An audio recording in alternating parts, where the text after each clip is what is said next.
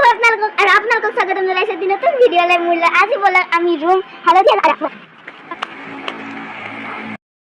এতিয়া আহি পালোঁ আমি জেগাটো ব'লক এতিয়া ইয়াত খান্দিম আৰু ৰুম হালধীয়া আমি খান্দিব লাগিব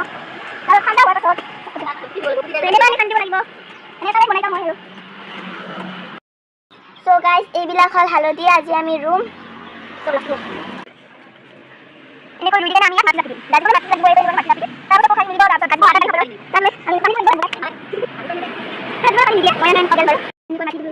আৰু আপোনালোকক এটা মানে স্পেচিয়েল বস্তু দেখাম যদি চাবলৈ বিচাৰি আছোঁ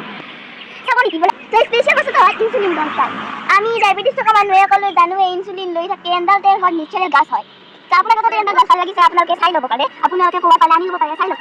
চ' গাইজ আজি আপোনালোকৰ ভিডিঅ'টো কেনে লাগিছে জনাব আৰু লগতে মোৰ আৰু এটা ভিডিঅ' আহিছে য'ত মই গোটেই খেতি পথাৰখন দেখুৱাম চ' সেই ভিডিঅ'টো চাবলৈ লাইক ছাবস্ক্ৰাইব আৰু শ্বেয়াৰ কৰিব নাপাহৰিব